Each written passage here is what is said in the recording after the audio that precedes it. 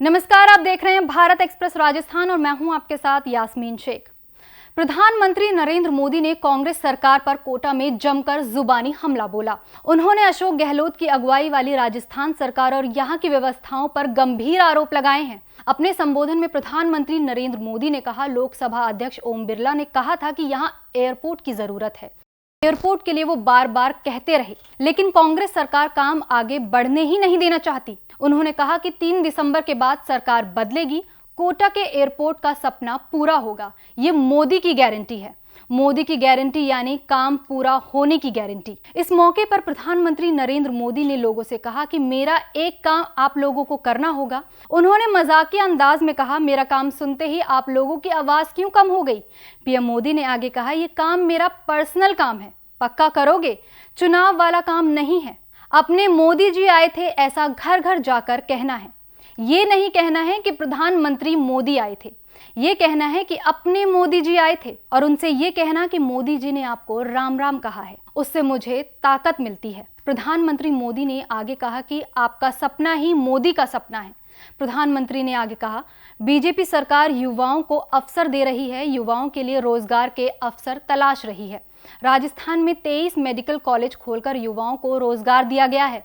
उन्होंने कहा कि कोटा में ट्रिपल आईटी है। पहले आप फॉर्म भरते थे और अटेस्ट करवाने इधर उधर घूमा करते थे। हमने सेल्फ अटेस्टेड की व्यवस्था कर दी है। पीएम मोदी ने कहा कि ग्रुप डी में पहले इंटरव्यू हुआ करते थे, हमने वो खत्म कर दिया है। उन्होंने टेलीकम्युनिकेशन क्षेत्र की बात करते हुए कहा कि पहले 1 GB डाटा 300 रुपए में मिलता था, अब ऐसा नहीं है। देश आगे बढ़ रहा है। कोटा के मुद्दे का जिक्र करते हुए प्रधानमंत्री मोदी ने कहा कि चंबल रिवर फ्रंट में बन रहे दुनिया के सबसे बड़े घंटे को चुनाव से पहले खोलने की जल्दबाजी में एक इंजीनियर और एक सहायक की मौत हो गई। इस मामले में हमारी सरकार आएगी तो हम जांच करेंगे।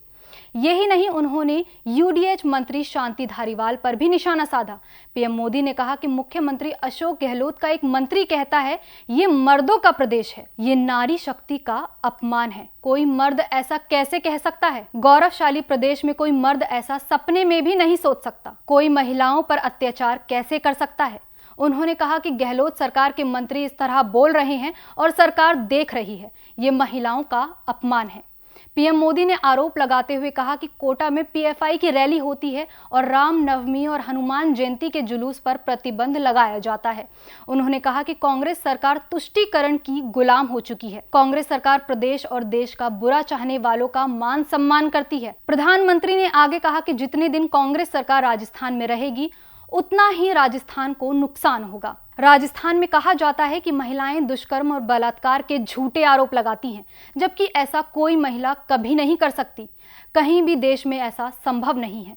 यहाँ महिलाओं का लगातार अपमान हो रहा है, उनके संस्कार पर कलंक लगाया जा रहा है। उन्होंने कहा कि पेपर लीक के मामले में जो भी दोषी है वो लोग लॉकअप के पीछे जाएंगे।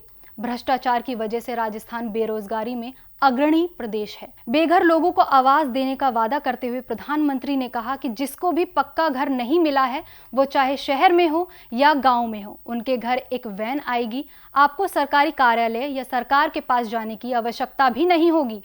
अपना नाम दर्ज कराओ और आपको पक्का घर मिल जाएगा। कोटा में बीजेपी की सभा के दौरान प्रधानमंत्री नरेंद्र मोदी प्रदेश की कांग्रेस सरकार पर हमलावर नजर आए। उन्होंने कोटा संभाग के स्थानीय मुद्दों को टच किया तो प्रदेश में गहलोत सरकार पर भी जमकर निशाना साधा। प्रधानमंत्री नरेंद्र मोदी ने कांग्रेस सरकार और यूडीएच मंत्री शांति धारीवाल को लेकर कहा कि वीडियो वायरल हो रहा है जिसमें मंत्री एक महिला को 25,000 रुपए दे रहे हैं। वो महिला पैसे लेने से इनकार कर रही हैं। पीएम मोदी ने उस महिला को धन्यवाद दिया। देश और दुनिया की बड़ी खबरों को जानने के लिए देखते रहिए भारत एक्सप्रेस राजस्थान।